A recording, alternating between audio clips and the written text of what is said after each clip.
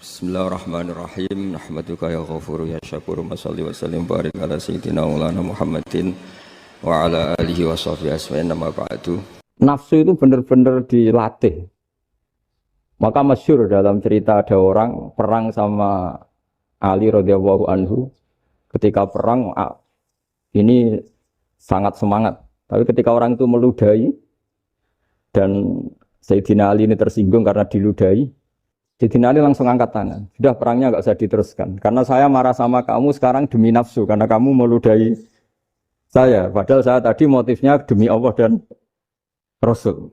Jadi sangat tipis bedanya kita emosi karena diri kita dan emosi karena Allah dan Rasul. Sehingga ketika diludahin ini terus beliau mikir, jangan-jangan perang saya karena saya diludahi. Nah, yang hilang dari peradaban modern adalah Allah itu tidak begitu hadir di hati kita. Saya sering cerita di mana-mana, teks hadis itu sebenarnya berbunyi gini, ini hadis sahih. Mangka na yu'minu billahi wal yaumil akhir fal yukrim jarohu. Ada yang fal yukrim jarohu doifahu, ada yang fal yakul khairan aul yasmut.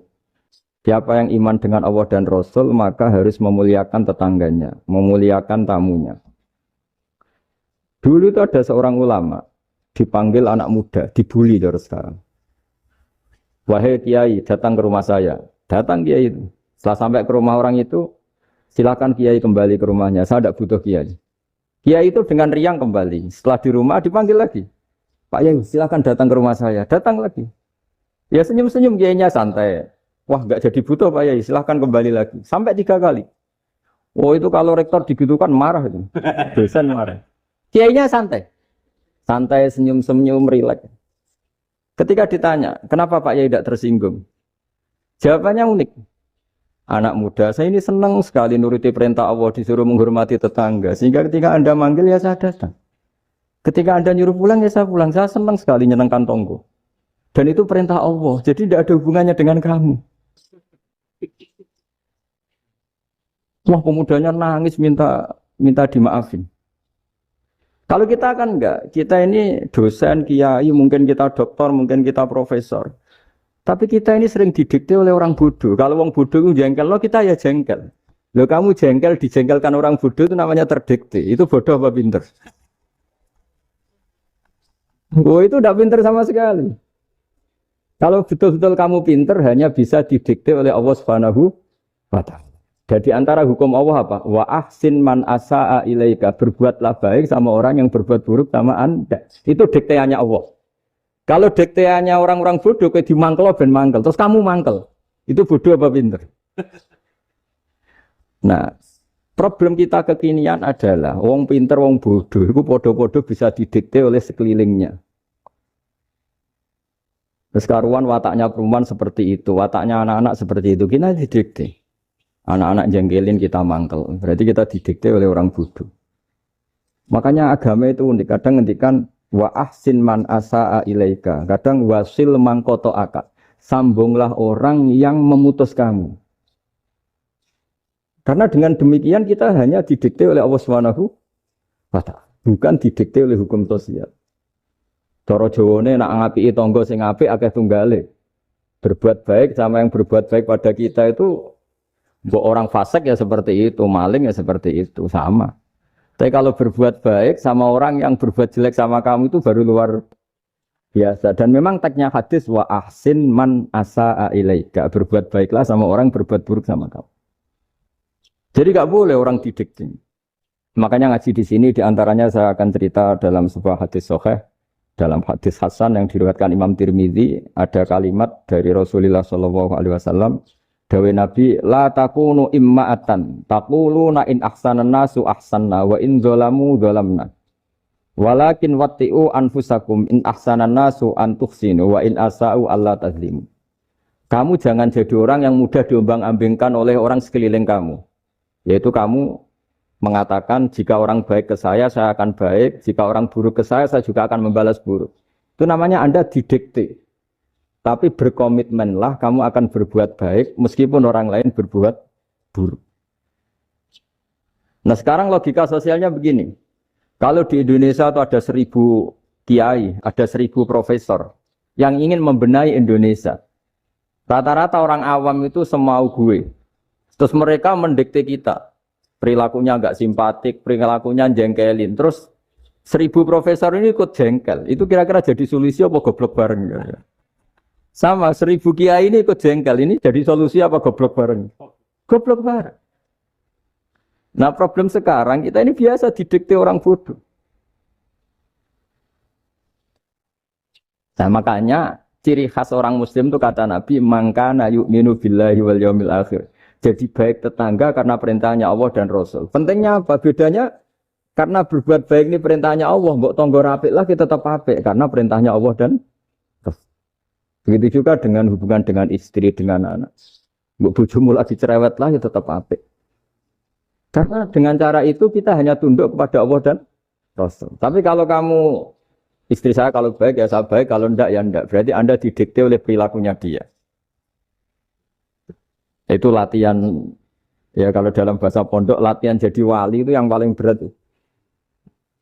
Nabi itu kalau sama orang munafik itu sabarnya Masya Allah. Padahal Nabi berso kalau orang itu orang munafik. Karena dengan cara seperti itu, bahwa kebaikan Nabi pada seseorang itu atas perintahnya Allah dan Rasul, bukan atas nama servis. Kalau Nabi hanya baik kepada Abu Bakar, itu mungkin orang bilang, wis adune wong Abu Bakar baik sama Nabi.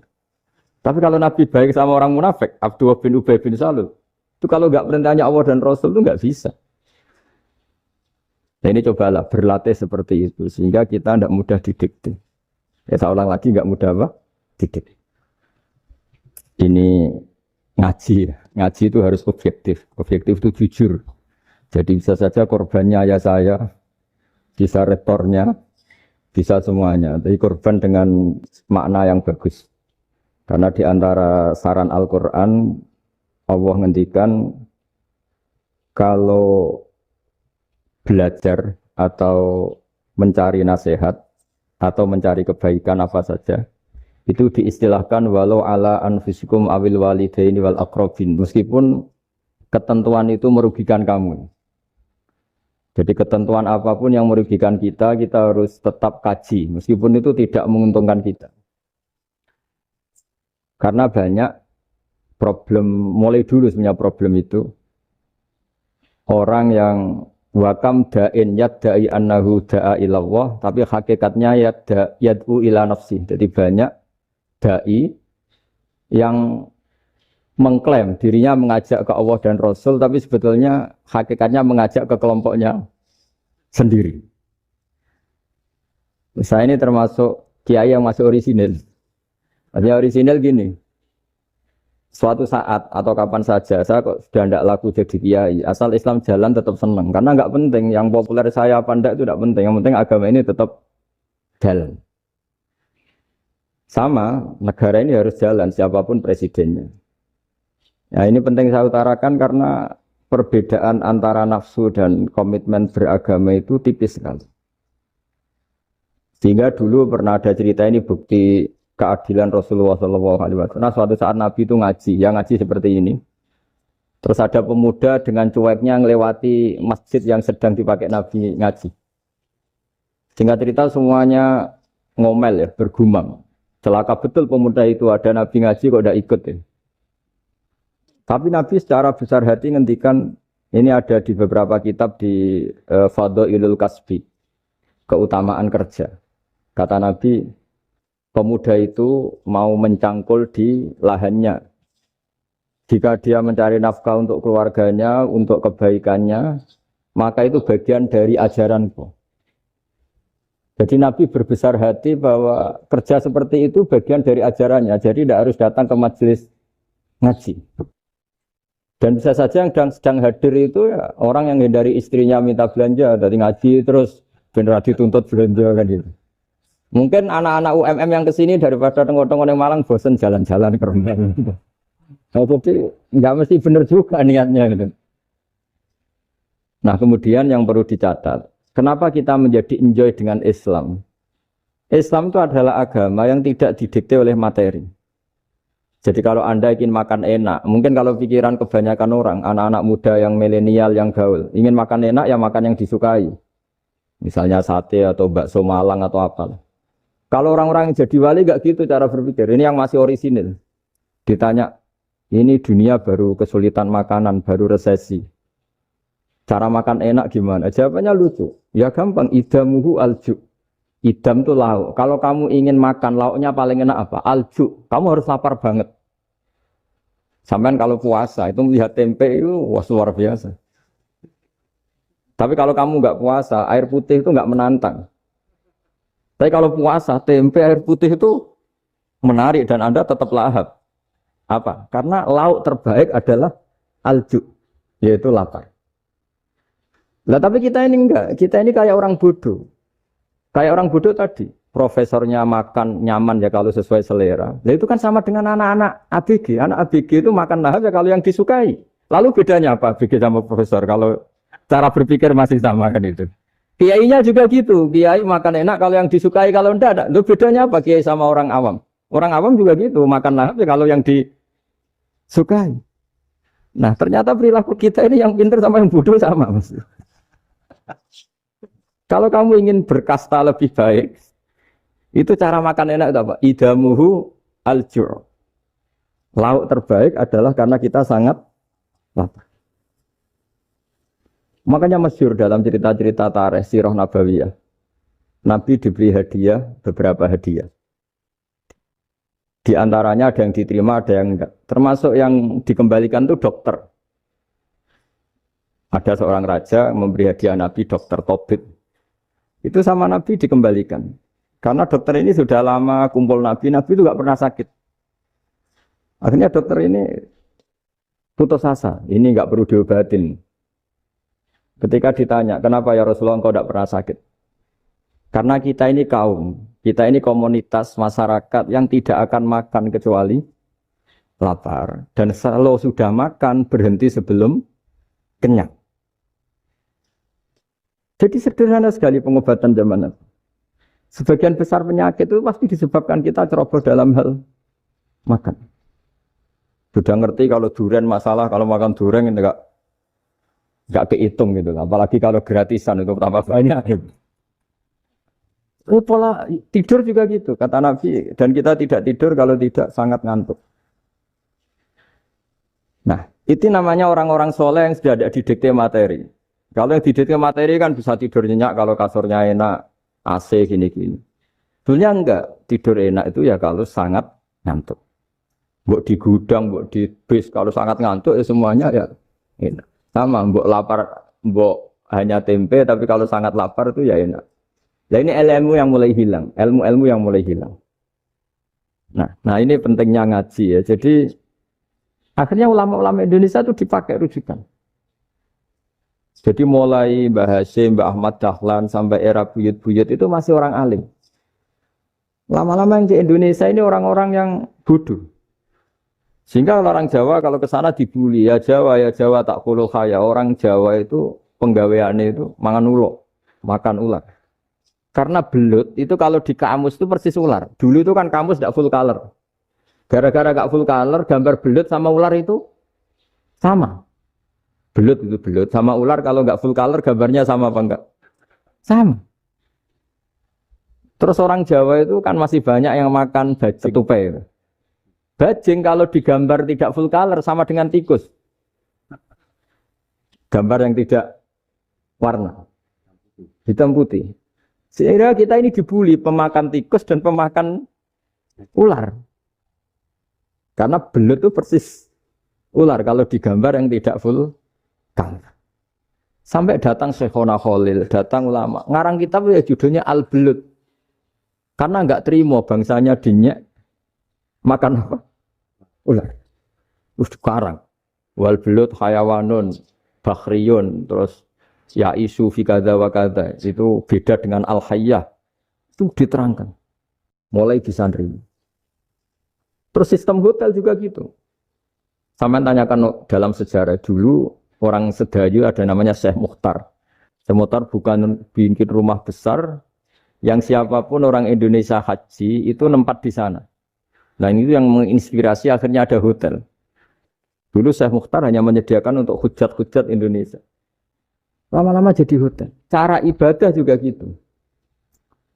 kita ini kan, saya ini punya bapak kiai, mbah kiai, punya guru yang sangat alim, ya, seorang kiai Kiai Maimun. Itu dulu kita pengkaji ilmu, itu tidak pernah tahu bedanya NU dan Muhammadiyah. Karena dulu Mbah Darwis itu, Kiai Dahlan itu, dulu ngajinya bersama Mbah Hasim ketika di Indonesia yang ngaji Mbah Soleh Darat. Mbah Soleh Darat itu dulu ngajinya sama buyut saya ke-6, namanya Mbah Soleh Asnawi di Kudus. Mbah Soleh Darat itu dulu alim-alimnya orang Jawa ya Mbah Soleh Darat, Soleh bin Umar. Tempatnya di Semarang, tapi beliau itu sebenarnya orang Jepara yang dekat Kudus. Setelah di Mekah, Mbah Hasyim ini mondoknya ya, mulazimnya ke Syekh Mahfud Termas. Tapi sesekali ke Syekh Khotib Minangkabau. Nah yang Mbah Ahmad Dahlan lebih sering ke Syekh Khotib Minangkabau, sesekali ke Mbah Mahfud. Singkat cerita, karena Syekh Khotib Minangkabau sudah modern ya, terlibat organisasi dunia. Pas itu beliau pengagum Muhammad Abduh, pengagum Rasid Ridho. Sehingga bawaannya Mbah Dahlan itu lebih pergerakan, karena beliau lebih mengidolakan Syekh Khotib. Nah, Syekh Khotib sendiri sebenarnya orang Minangkabau. Jadi beliau namanya Muhammad saja sebenarnya. Jadi menantunya orang Arab. Oh itu dicibir mertuanya ini karena punya mantu orang Jawa, orang ndak Arab. Singkat cerita terus di mertuanya bilang gini, kamu jangan pernah bilang kalau orang Arab itu mansa kanal Arab, orang yang bertempat di Arab. Walakin mantakallama bi arabiyyin fasihin, tapi orang bisa ngomong Arab secara fasih. Singkat cerita, kalau kamu tidak percaya, nanti suatu saat menantu saya kalau Jumatan, tidak usah kamu kasih tahu, langsung suruh jadi khotib. Tidak usah kamu kasih tahu, sarannya tidak usah kamu kasih tahu. Kalau sekarang kan enggak. Kalau dosen mau jadi khotib kan mengumpulkan materi dulu. Lucunya di antara materinya itu dari TV. Makanya jadi ribet kan khutbah sekarang. Kalau musim corona ya akan ngomong corona, musim apa ngomong apa. Jadi lagi-lagi didikte oleh media. Sebenarnya kalau ngomong kan sesuai kebutuhan umat, ini obatnya apa. Tapi enggak sesuai trending topik, itu kan kayak anak-anak gaul. Ini dokter kok gitu kan aneh. Singkat cerita si khotib ini enggak dikasih tahu, Syekh Muhammad tadi enggak dikasih tahu, langsung disuruh khutbah. Fatakallama bikalamin fasihin. Dia ngomong fasih sekali. Bahkan ngalah-ngalahi fasihnya orang Arab asli. Semenjak itu beliau dapat gelar Al-Khotib, orang yang cakap berpidato berkhutbah. Ya terus desa Khotib Al-Minangkabau. Jadi orang Indonesia itu luar biasa.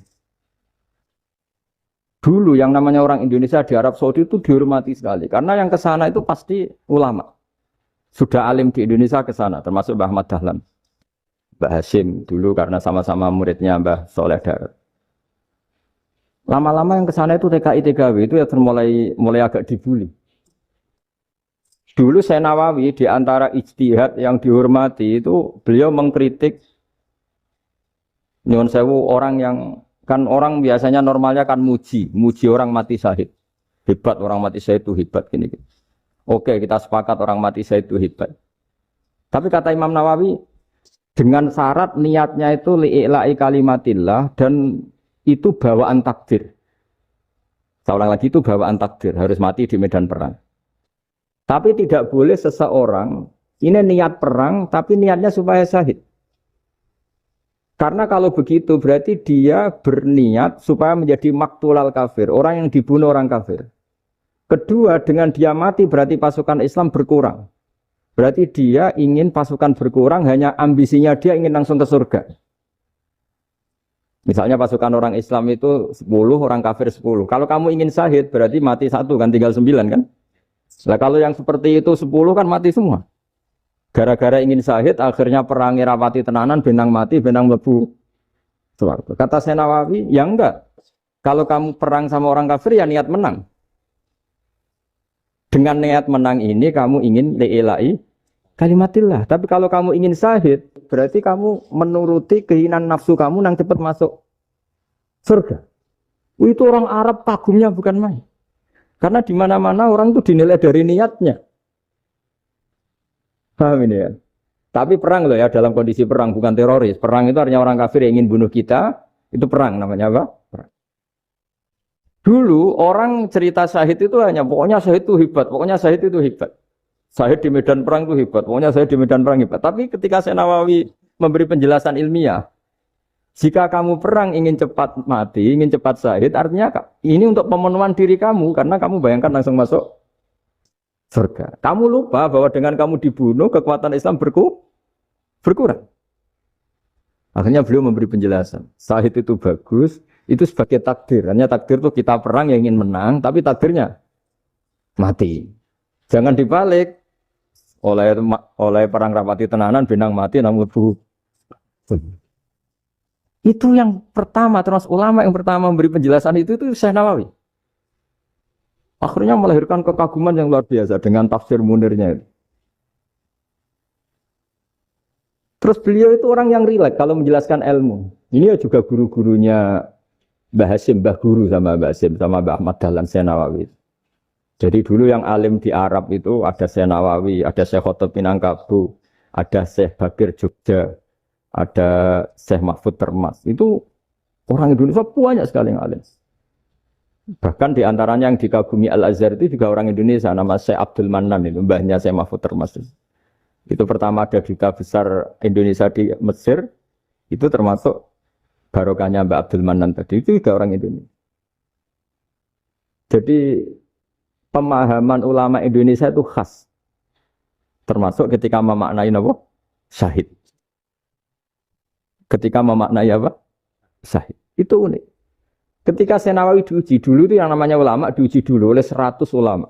Jadi dulu ya ada kompetisi. Imam Bukhari diakui jadi ahli hadis itu diuji oleh mi'atu muhaddisin, 100 orang ahli hadis. Sanad dibolak-balik, matanya dibolak-balik, tapi beliau tetap bisa mengembalikan proporsi sanad itu. Syekh Nawawi pernah diuji gini. Ayul afdol al ulama awis salatin. Keren mana ulama sama raja atau sama orang-orang kaya, sama penguasa? Ya keren ulama. Dibully sama orang. Tapi setahu saya banyak ulama yang antri di rumahnya raja. Tapi saya tidak tahu melihat raja antri di rumahnya ulama. Kan kebanyakan kan mungkin ustadz atau kiai yang antri ngajukan proposal kan. Kan enggak. Nah kalau raja kan enggak pati itu, malah enggak usah antri, kiainya sudah nyambut sebelum datang. Jawabannya lucu Syekh Nawawi itu, dan yang tanya itu langsung diam. Ya karena ulama itu tahu fungsinya uang, sehingga cara nyari sampai seperti itu. Sementara raja-raja itu tidak tahu fungsinya ilmu, makanya tidak pernah sowan ulama. Sehingga, jadi ya dianggap enteng saja. Ulama kan tahu fungsinya uang, tahu untuk pondok, tahu masjid. Sementara raja tidak tahu fungsinya. Jadi itu khas Jawa ya. Khas Jawa, khas Indonesia. Apa-apa yang menurut orang banyak dengan tanda kutip itu buruk atau baik, itu orang Jawa menafsirkan tuh gampang saja. Sehingga semenjak itu Jawa itu dipandang betul. Saya punya kitab namanya Qadhayal Haji wal Umrah. Itu terbitan Hayatul Ulya Arab Saudi, milik Wahabi. Itu diantara fatwa yang dipakai untuk solusi muskilatul haji, problem-problem haji kekinian. Itu fatwanya syekh-syekh yang dari Indonesia. Termasuk Syekh Khotob Minangkabau, Syekh Nawawi Banten, Syekh Bakir Nur Jogja. Misalnya begini, dalam fatwa-fatwa yang menyulitkan kita ya, sampai sekarang jadi perdebatan. Ketika Safa dan Marwah itu dengan batas tertentu, saya ulang lagi dengan batas tertentu. Mau tidak mau atas nama kebutuhan, itu kan butuh perluasan. Karena kalau naik turun itu mudah disepakati ulama. Jadi misalnya gini ya, saya punya tanah seluas ini. Pasti orang akan mengatakan sampai bawah ya tanah saya, sampai atas tanah saya. Itu mujma' alaih, itu disepakati. Sehingga Nabi ngendikan al-Ka'bah min tuhumil ardi ilas sama Ka'batun.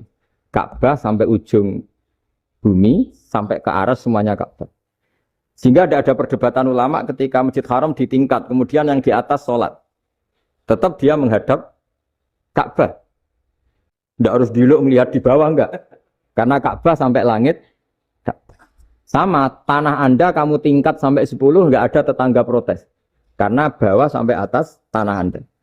Tapi kalau diperluas, tanah Anda kamu luaskan setengah meter saja atau 3 cm saja, iso geger mbek tonggo. Karena di mana-mana batas itu ya tadi. Kalau atas bawah miliknya, kalau samping enggak. Pertanyaannya, perluasan Mina itu ke samping. Perluasannya Matof yang Mas'a itu juga ke samping. Gweger kan ulama dunia. Bagaimana hukumnya Mina Jadid? Mina yang diperbarui atau Mina yang diperluas. Itu diantara rujukan baik yang membolehkan maupun yang menentang. Itu ya Syekh Indonesia. Itu orisinal tuh. Saya punya kitab orisinal terbitan Hayatul Ulya, kira-kira ya kemenaknya Arab Saudi kalau di Indonesia itu. Itu yang dirujuk Dawei Syekh Nawawi, Dawei Syekh Khatib Minangkabau. Karena apa? Ada logika khas Jawa. Misalnya begini.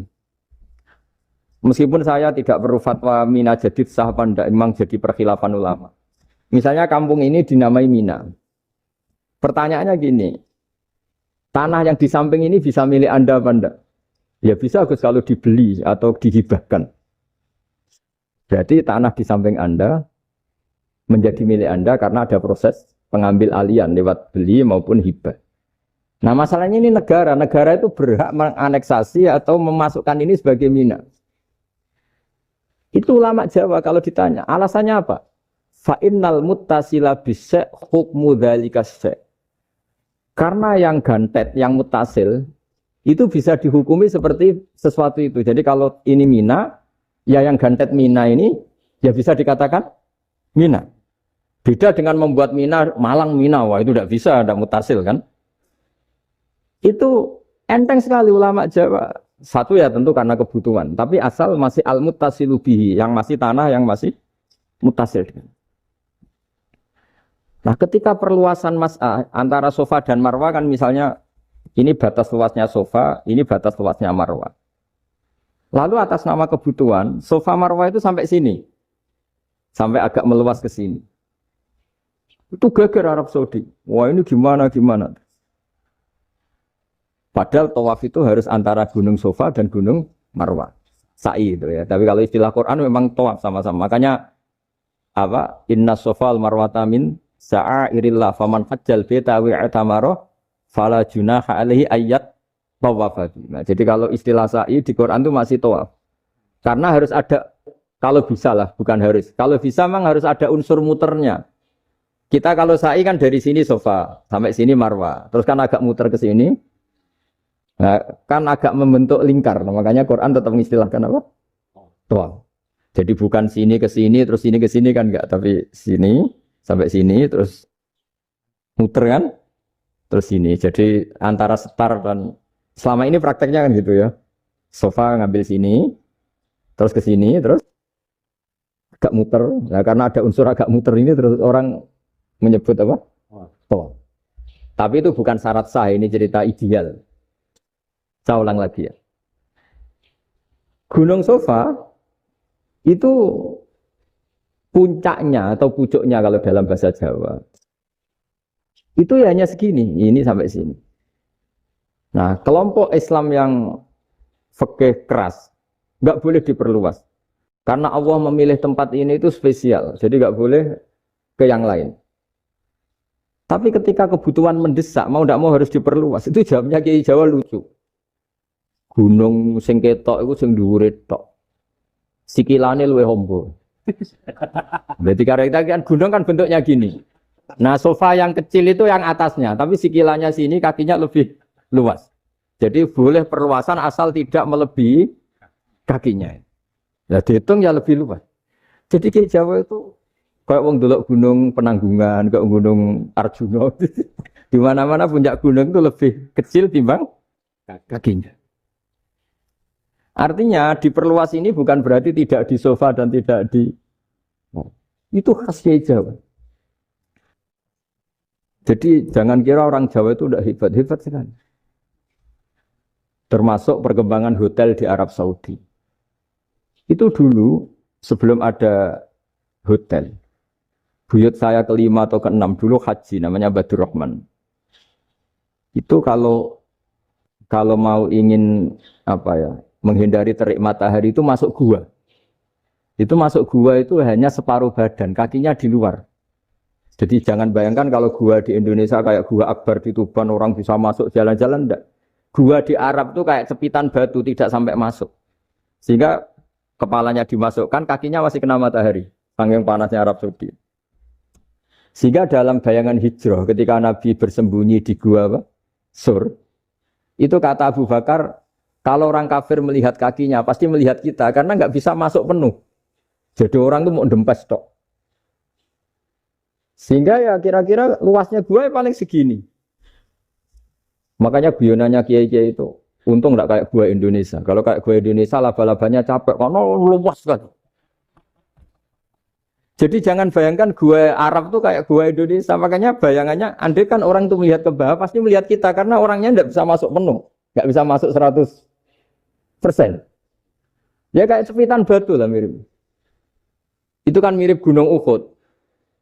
Gunung Uhud kata Rasulullah nanti kalau kamu perang itu di atas, menang atau kalah di atas.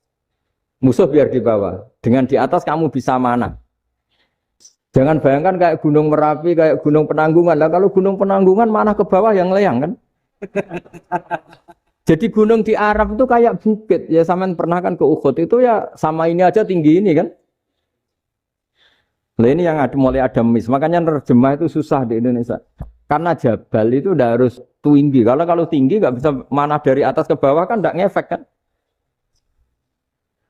Sampean kalau ke Uhud gunungnya pendek sekali sehingga yang mana dari atas ke bawah ya kalau kena musuh ya celaka karena memang dekat. Ya kalau gunung Indonesia mana dari atas ke bawah yang layang nggak ngefek. Nah itu susahnya nerjemah bahasa Arab ke kita. Jadi apa ya? Transkrip itu nggak gampang karena ada pengertian yang beda. Kita kalau bilang gunung itu tinggi sekali. Sampai banyak mahasiswa tersesat ya saking tingginya. Kalau orang naik Uhud gak akan tersesat, wong ketok dari bawah itu. Nggak mau saya mau cerita. Kata Mbah Mun sering cerita. Kenapa wa ma arsalnaka illa rahmatan lil alamin kata Mbah Mun. Allah itu pasti bikin ulama yang tidak produk Arab itu pasti ada. Kalau orang Arab jadi ulama wajar, bahasanya Arab, domisilinya di Arab. Tapi Allah akan selalu bikin ulama yang tidak bangsa Arab. Imam Ghazali itu Tus itu Persia. Imam Bukhari itu kira-kira kalau sekarang ikut Uzbek. Ya, Imam Bukhari itu kalau negara sekarang ikut mana? Uzbek. Kenapa demikian kata Mbah Mun? Karena Allah sudah ngendikan wama arsalnaka illa kafatan linnas.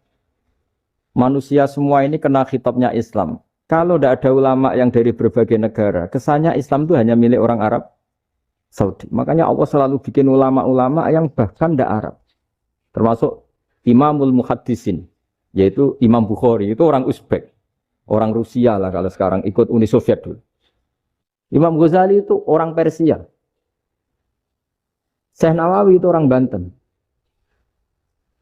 Karena Allah ingin memaklumatkan bahwa Islam ini untuk semua. Sehingga orang yang tidak Arab pun bisa belajar Islam. Yang alimnya itu nggak kalah sama orang apa? Arab.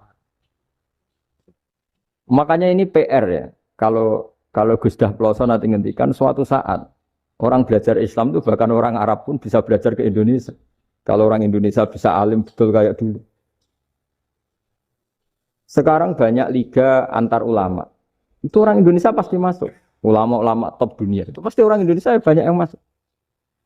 Karena tadi ketika orang Indonesia baca kitab, itu orang Arab itu kagum. Kok bisa tidak bahasanya baca secara benar? Bukan sekadar bisa baca secara benar. Karena memang dilatih sedemikian rupa di pondok-pondok. Makanya kita semua lah, yang alim di Indonesia itu kemana-mana ya pasti alim. Dulu putra Mbah Mun namanya Gus Zofur itu tahun pertama ya sudah the best di tahun pertama. Kalau tahun pertama the best-nya ilmunya bawaan dari sarang, dari keluarganya. Gus Najim mondok di Said Muhammad tahun pertama sudah dipuji sebagai yang teralim karena ya sanggup. Kalau dipujinya tahun ketiga, tahun keempat kan mungkin dapat dari sana. Ini tahun pertama. Saya ulang lagi tahun. Karena pengajaran di Indonesia itu luar biasa di pondok-pondok. Makanya kalau dalam anekdot pondok itu cerita-cerita lucu itu. Ada orang Jakarta ngaji, setelah di kelas itu pelengahan terus melihat jendela, lihat pintu terus lama-lama gurunya marah. Kamu diajarin kok ndak punya sopan, melihat pintu terus gak memperhatikan guru ya. Anak Betawinya jamnya lucu. Habis Pak Guru bohong. Kenapa ya? Kamu Pak Guru bilang Ja'a Zaidun, Zaid datang. Tak lihat gak ada yang datang. Setelah itu contoh nasab kan ro'a itu Zaidan. Saya melihat Zaid, saya nggak melihat Zaid. Contoh ketiga yang jer kan maror tuh Zaidin. Saya berjalan ketemu Zaid. Pak Guru diam di situ nggak jalan-jalan. Jadi saking detailnya Indonesia dia cari. Kalau rofa Ja'a Zaidun, kalau nasab ro'a itu Zaidan, kalau jer maror tuh Zaidin. Nah si murid Betawi ini karena pertama sekolah, ngiranya gurunya itu cerita Zaid datang.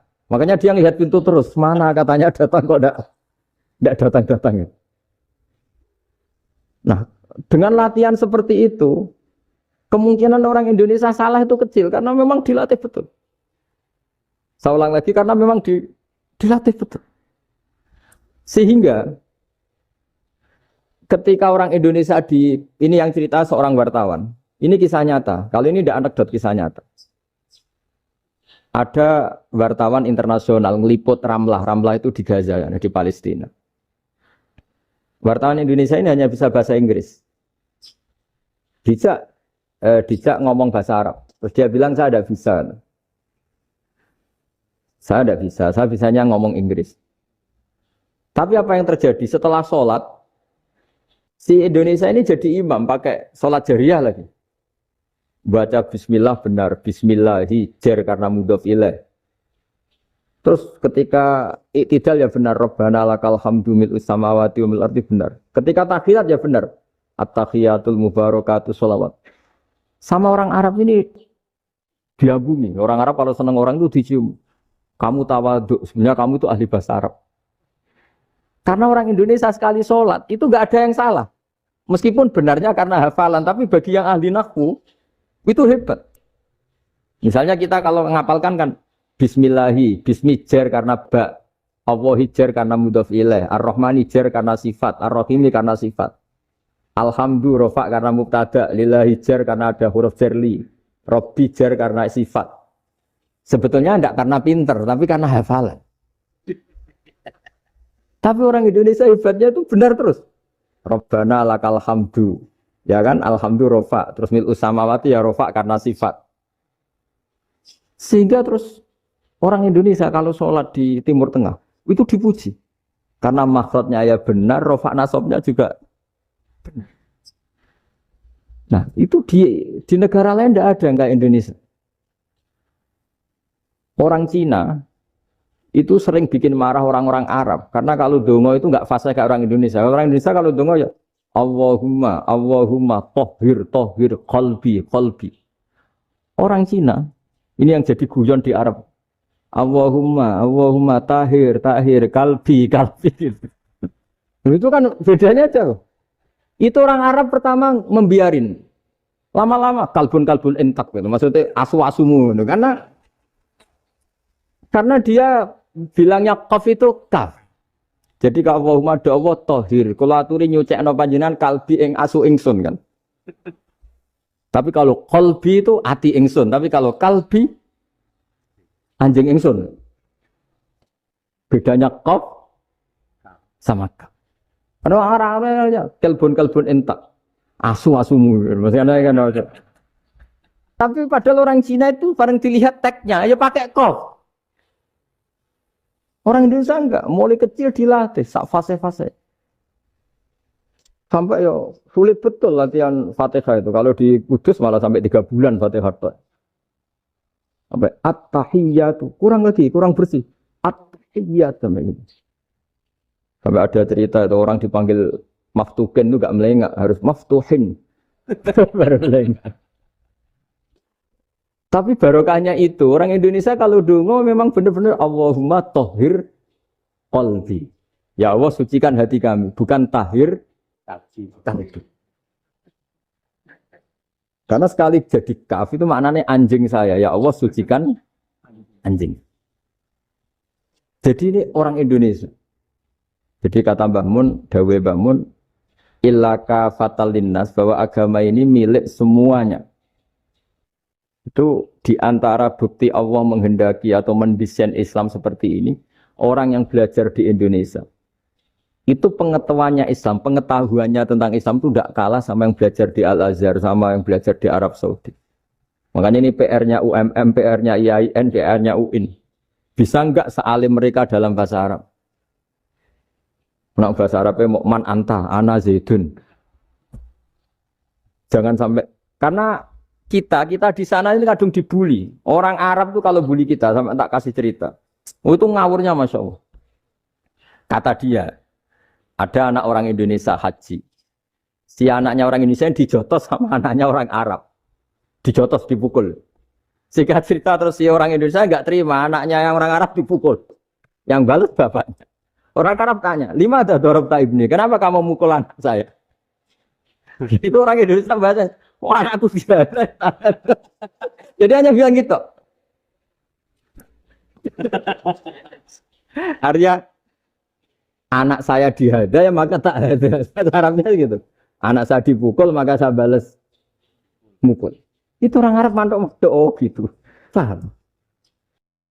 Dulu ulama itu kelihatannya sederhana, tapi kalau berargumentasi itu hebat. Tadi Gus Zofur menyebut kitab Mbah Hasyim itu mengharamkan kentong. Beliau masyhur itu punya kitab namanya Al-Jasus an Tahrimin Nakus. Intinya kentong itu haram. Secara dalil ini meyakinkan sekali, karena ketika Rasulullah rembukan sama sahabat, kita dengan apa memaklumatkan orang kalau waktu sholat masuk? Ada sahabat yang usul pakai kentong, dzakalin nasoro, itu Nasrani. Ya pakai buk itu semacam trompet besar, dzakalil Yahud. Kemudian ada yang usul kalau gitu api ya Rasulullah, dzakalil Majus. Sehingga dari hadis itu Mbah Hasyim berpikir kentong itu haram. Tapi Mbah Fakih Mas Kumambang itu mengkritik Mbah Hasyim dengan ngarang kitab Hazur Ru'us an Tahrimin Nakus. Jadi beliau ngomentari kitab itu sambil geleng-geleng kepala. Kitab kok keliru nganti ngono itu. Jadi cara pikirannya siapa Ki Fakih. Kentong di Indonesia itu kanggo wedhus dicolong gitu. Pos kampling gitu. Kalau ada banjiran ya kentong, ada maling ya kentong. Jadi enggak ada persamaan sama sekali dengan kentong yang milik orang apa? Nasrani. Sehingga di pondok saya itu ada kentong tapi jelek sekali. Karena itu satu-satunya cara supaya beda dengan kentong yang di gereja. Kalau elek kan mirip kentong di pos kampling. Itu ya agak-agak ilmiah sedikit. Dulu ceritanya Gus Zofur itu saya teruskan. Itu singkat cerita, itu kalau yang di kejadian di Termas itu Mbah Dimyati sudah nyuruh semua kentong disembunyikan karena mau ada Mbah Hasyim. Cerita itu mukarrar di Kiai Fakih sama di Kiai Dimyati Termas. Setelah kentong dikumpulkan semua, Mbah Hasyim datang, senang, ngiranya Syekh Dimyati ini sependapat dengan beliau, yaitu sama-sama enggak ada kentong. Tapi setelah itu ada santri yang matur, Mbah Dim pun beres kentong pun kula delikno sedanten. Itu di depan Mbah Hasyim. Jadi GR-nya Mbah Hasyim bahwa Mbah Dim itu sependapat akhirnya hilang. Ternyata ini akal-akalan toh gitu. Karena santrinya matur, Mbah Dim pun beres sedanten kentong beduk sudah disembut singkirkan. Itu di depan Mbah Hasyim. Saking lugunya santri, nah saking ikhlasnya agak ngerti mahalus syahid ini adalah Mbah Hasyim. Saya mau meneruskan cerita Gus Zofur. Dulu, ini cerita dulu. Dulu Mbah Mun ngaji di Lirboyo, tapi Kiai Makhrus ngaji sama Kiai Khalil Harun. Kiai Khalil Harun itu adik juga sekaligus muridnya Mbah Umar Harun. Mbah Umar Harun itu generasi kedua setelah Mbah Ghazali. Beliau menantunya Mbah Ghazali, tapi ya sudah ponaan. Sehingga tradisi ini penting karena saya berkali-kali bilang di mana-mana. Status orang tua dan mbah itu adalah terserah anak cucunya. Bukan terserah mbahnya, tapi terserah anak cucunya. Saya tidak akan bosan mengingatkan ini. Saya pernah di makamnya Nabi Yakub, itu ya dikemuli bendera Israel. Di makamnya Nabi Dawud. Nabi Ibrahim juga dekat sinagog. Sehingga Quran membela Nabi Ibrahim disebut maka anak Ibrahimu Yahudiyya wala Nasraniyya. Karena ketika beliau berposisi di Israel, kemudian penguasanya adalah Yahudi, bisa saja makam ini ditulisi dan distatuskan ala Yahudi. Ya seperti Nabi Yakub. Nabi Yakub itu nabi yang kita yakin tentu berkeyakinan beliau orang baik, orang muslim, orang mukmin, tapi karena di desain mereka ya dikemuli bendera Israel. dan disebut Abul Yahud. Karena kita tahu nama lain dari anaknya Nabi Yakub adalah Yahuda bin Yakub bin Ishak bin Ibrahim. Sehingga perasaannya orang Yahudi menjadi Yahudi itu yang ngikuti mbah-mbahnya. Nah khawatir saya ketika buyut-buyut kita kaya, buyut saya itu orang kaya dulu, namanya Badur Rahman. Itu kaya sekali, tanahnya banyak. Dulu cerita Mbah Hashim ya kaya sekali, Mbah Maksum juga kaya, Mbah Abdul Aziz juga kaya. Karena dulu itu inginnya kiai itu yo ketok sugih lah, gak ngel-ngelo santri. Tapi nanti kalau cucu-cucunya sudah ndak alim, itu tidak dianggap punya tanah itu karena untuk fasilitas santri. Aku tak kedonyan, mbah-mbahku ya kedonyan. Buktinya tanah yombo. Gitu. Karena dia akan menafsiri sesuai cara berpikir. Makanya sanad keilmuan yang diceritakan Gus Zofir itu harus diulang-ulang. Kalau nggak diulang-ulang, maka kita akan berpikir sendiri untuk menafsirkan Masyayikhon al-Kiram atau Ajdadan al-Kiram. Nah, ini yang bahaya, yang sering Quran mengingatkan. Jadi ada status yang disematkan oleh anak cucu kayak orang Yahuda tadi, Yahuda bin Yakub bin Ishak bin Ibrahim, itu menstatuskan mbah-mbahnya yang bernama Ibrahim itu Yahudi. Sampai Quran sendiri yang bela maka anak Ibrahimu Yahudi wala Nasrani. Karena secara geografis sekarang Ibrahim di Israel dan otoritas itu juga milik mereka, sehingga mereka bisa masang-masang atribut yang menunjukkan kalau itu Yahudi. Beberapa al-alim al-alamah yang minna itu sudah wafat dan kadang-kadang dzurriahnya itu tidak kita. Kalau sekarang orang bahasakan kubu sebelah. Akhirnya ya nggak boleh dikholi, nggak boleh diziarah. Terus seakan-akan yaqtaduna bi ra'yi, seakan-akan mereka berpendapat dengan pendapat syekh ini, padahal enggak. Nah sehingga tradisi ketersambungan sanad tadi, baik secara genetik atau secara asbab, itu harus terjaga. Saya beberapa kali banyaklah sering diceritain Mbah Mun.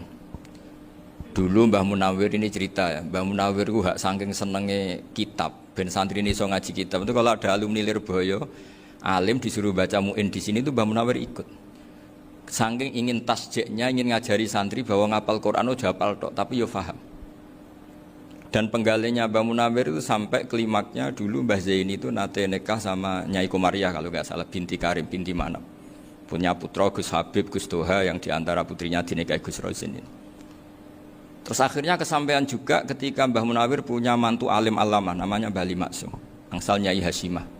Sampai pondok Kramcak makruf bil ilmi, terutama ilmu sorof dulu karena Mbah Maksum itu komplain, fa'ala ya fulu kok terus fa'lan ya, fa'ala ya fulu ya uf'ul gitu kan, masuk fi'il kok jejer isim gitu. Jadi dulu kata Mbah Mun itu ada persaingan ilmu sorof, sorofnya Mbah Maksum Ali Kuaron sama Mbah Ali Maksum Jogja. Jadi wali antok, yang satu Maksum Ali Kuaron, yang satu Ali Maksum. Ya itu dulu saingan ngarang sorof. Nah ini yang menang siapa? Ya terserah duriannya. Kalau duriannya keren ya menang karena terserah yang kampanye. Saya bayangkan adekan Mbah Zubair tidak punya anak sealim Mbah Mun, mungkin halnya Mbah Zubair juga tidak sewow kalau punya putra Mbah Mun. Karena saya berkali-kali bilang kalau dalam syair Arab itu kama takarroma, kadang dilafatkan kama tasyarrofa bi Muhammadin adnanu. Orang berpikir Adnan itu siapa? Itu karena ada Nabi Muhammad SAW. Orang mencari-cari Mbah Mun itu mencari Mbah Zubair karena ada Mbah Mun. Orang mencari Mbah Dahlan karena ada Mbah Zubair. Wong kok alime ngono iku bapake sapa? Wong kok alime ngono iku putune sapa? Tapi kalau kita ini sudah ndak alim, ini orang sudah nggak tertarik nyari-nyari leluhurnya karena dianggap selesai. Jadi yang dengan tanda kutip yang menghabisi mbah-mbahnya itu ya mesti cucunya itu. Ini mau ngamuk, mau peringatan, tapi ini juga peringatan pada diri saya sendiri. Jadi sehingga zuriyah ini penting. Kenapa para nabi mesti donga zuriyatan thayyibah? Kenapa selalu berpikir tentang zuriyah? Wa ja'alaha kalimatam baqiyatan fi aqibi. Karena zuriyah ini yang nanti bisa menstatuskan leluhurnya. Seperti tadi cerita Mas Maftuh, ini tak puji betul, saya hari ini tidak ingin gojlok supaya kewalian saya tidak tergerus oleh kedoliman. Saya pernah diceritain Gus Zofur, juga sering baca buku tentang Mbah Maksum. Dulu Mbah Maksum kalau wasiat kembali ya gitu. Kamu harus NU dan harus mempertahankan NU, tapi tidak dengan cara membenci Muhammadiyah. Dulu Mbah Mun juga sering cerita, dulu Mbah Hashim itu ngaji Syekh Mahfud. Nah, Mbah Ahmad Dahlan dulu namanya Darwis sering ngaji sama Syekh Khotib Minangkabau. Zaman itu Syekh Khotib sudah modern, sudah ikut gerakan Abdu, gerakan Almanar. Sehingga bawaannya Mbah Ahmad Dahlan ini agak-agak agresif. Yang Mbah Hashim karena hanya mulazim di Syekh Mahfud, hanya sesekali ngaji Syekh Khotib, beliau lebih seperti itu. Dan dua beliau ini sama-sama pernah ngaji Mbah Soleh Darat di Semarang. Mbah Hashim sama Mbah Ahmad Dahlan yang dulu namanya Darwis. Jadi ini masih min muskatin wahidah mimam bain wahid. Sehingga kita tidak kaget ketika Mbah Ali Maksum mengomentari Muhammadiyah itu masih ahli sunnah wal jamaah. Makanya nanti terakhir saya baca kitabnya Mbah Ali dan sering saya pelajari. Andai kan kita ini sepakat dengan ilmu, ya kita tahulah. Kalau Abu Hanifah itu tidak kunut, Imam Syafi'i kunut, berarti kunut itu mazhabnya Abu Hanifah, bukan mazhabnya Mbah Ahmad Dahlan. Apa tidak kunut itu mazhabnya Abu Hanifah, bukan mazhabnya Mbah Ahmad Dahlan. Kita kunut itu mazhabnya Imam Syafi'i, bukan mazhabnya Mbah Hashim. Ini semuanya masih dalam bingkai ilmu. Adzan qabla subhi juga riwayatnya jelas. Tidak adzan ya sudah perilaku kita sudah jelas. Dulu Mbah Mun sering didik kita gitu. Saya sering dengar cerita kalau dulu Pak Arif Fakhruddin begitu hormat sama Mbah Ali, apalagi zuriyahnya Mbah Azhar Basir. Nah beliau dulu ngaji di Termas. Dulu itu enggak ada masalah karena semuanya dianalisis pakai ilmu. Tapi sekarang pakai identitas, yang kunut itu NU, yang enggak kunut Muhammadiyah. Berarti Abu Hanifah itu Muhammadiyah, Imam Syafi'i itu NU. Berarti Imam Syafi'i itu ya anak buahnya Ki Miftahul Ahyar kira-kira gitu kan. Nah, karena anak buahnya Pak Said Akil. Kan terus jadi repot. Dulu kita ini pengagum ilmu, bukan pengagum perbedaan. Sehingga di sini yang saya kagum dari sekian ceritanya Mbah Ali Maksum, supaya kitab ini to the point, supaya nggak lama-lama karena waktunya juga. Nanti kalau kemalaman ini kena semprit ini sudah. Ini diantara yang diceritakan Bali itu unik. Imam Syafi'i itu sering tawassul, sering wasilah sama siapa itu? Abu Hanifah. Ini sudah tak petakan, saya baca yang sensitif-sensitif lah. So, yang ini ya. Ziyar al-Babus Samin, terus sebentar ini yang bab tawassul.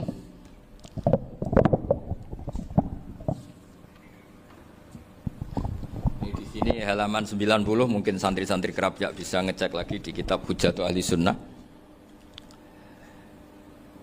Ketika cerita tawassul, di antara yang diceritakan Mbah Ali Maksum adalah perilaku ya, bukan sekedar statement tapi apa? Perilaku. Perilakunya Imam Syafi'i atau ahwalnya kalau bahasa halusnya, yang selalu ke makamnya Abu Hanifah untuk tawassul. Padahal Imam Syafi'i itu orang yang secara ilmu sering kritik Abu Hanifah. Jadi ini saya baca ini di halaman 100, jadi tawassul mulai halaman 9 berapa ini sampai halaman ini yang qala sami'tu Syafi'iyya yaqul inni la atabarraku bi Abi Hanifah wa aji'u ila qabri fi kulli yaumin za'iran fa idza uridat li hajatun shallaitu rak'atain, halaman 100, waji'tu wa sa'altu wa ta'ala al hajat indahu fama tab'udu anni hatta tuqda. Kanal Imam Syafi'i ayyama huwa bi Baghdad yatawassalu bil Imam Abi Hanifah yaji'u ila dorihi fayusallimu alaihi wa yatawassalu ila Allah bihi fi qada'i hajati. Terus wa yatawassalu Imam Ahmad bi Imamina Syafi'i. Jadi di antara yang diceritakan Mbah Ali Maksum itu betapa Imam Syafi'i yang terkenal sering mengkritik Abu Hanifah dalam tatanan fikih karena beliau tidak percaya ada istihsan. Abu Hanifah berpendapat adanya istihsan, dan kita tahu lah ikhtilafu Syafi'i wa Abu Hanifah itu besar sekali. Tapi beliau itu tahu Abu Hanifah itu orang yang sangat soleh. Abu Hanifah itu kalau ketemu sama orang yang utang beliau itu yang lari bukan yang utang Abu Hanifah, karena takut orangnya itu izin. Jadi kalau ketemu yang utang di jalan itu yang sembunyi itu Abu Hanifah. Kenapa engkau sembunyi? Ada yang utang saya lewat, nanti orangnya malu. Jadi setingkat Robi'ah Adawiyah itu beliau di rumah ada maling itu sembunyi. Ditanya kenapa engkau sembunyi? Malu, gak ada yang dimaling. Malu sama malingnya karena serumah itu gak ada barang yang layak dicolong gitu. Itu Robi'ah dia sembunyi. Itu yang bisa niru itu Abu Hanifah. Jadi wali-wali besar ini ternyata saling menghormati dan saling tawassul. Nah, saya berharap tawassul ini bukan sekedar perilaku sosial, tapi memang ada sanatnya. Sehingga terus diceritakan Bali di sini dulu istaqa Umar bil Abbas. Kata siapa tawassul harus dengan Rasulullah SAW? Dulu istaqa Umar bil Abbas. Sayyidina Umar itu tawassul istisqa dengan Sayyid Abbas. Padahal kita tahu Sayyid Abbas ini tidak nabi. Terus beliau cerita sampai Imam Syafi'i tawassul sama Abi Hanifah. Sehingga nggak ada perdebatan itu kan Umar. Kalau Umar kan ada jaminan boleh diikuti karena beliau sahabat. Bali cerita tentang Imam Syafi'i yang tawassul dengan Abu Hanifah. Seargumentatif itu. Sehingga ada cerita dalam sebuah tafsir. Ya saya ulang lagi, ada cerita di sebuah tafsir. Kenapa Nabi Musa ditanya Allah, wa matilka biyaminika ya Musa?